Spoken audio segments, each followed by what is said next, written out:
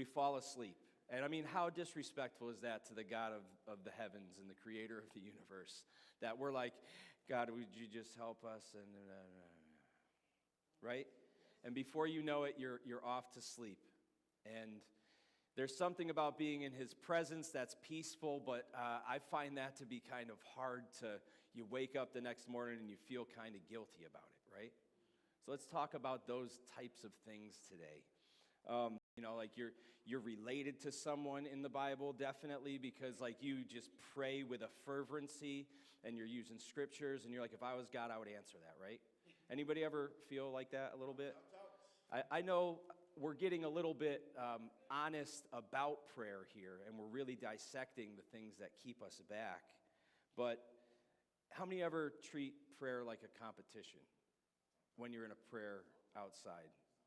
In my younger days, when I was in like youth group and stuff like that, I was the pastor's son, and sometimes we didn't really have an active youth group here, so I would be visiting other youth groups, and I didn't want someone to like out-pray me, because like I wanted to, so you just make stuff up to try and sound good. Anybody ever like make a fool out of yourself because you're like trying to outdo the last person that prayed, that actually had a vibrant prayer life? Maybe you guys lost all respect for me as your pastor in the past like 4 minutes.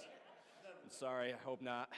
I'm just trying to be exactly real about it, The type of prayer that requires you to have faith with God's power activated in it, okay?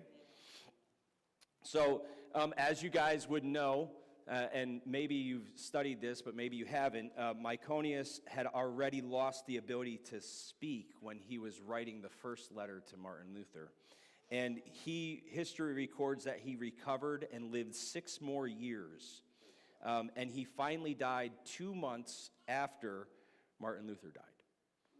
Now that is a specific prayer that God answered, right? Did he answer it just because it was Martin Luther? Probably not.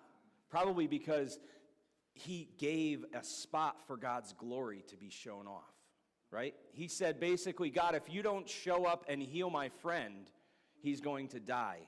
But God, I want it recorded in writing that this is for your glory, because it's for your glory, right?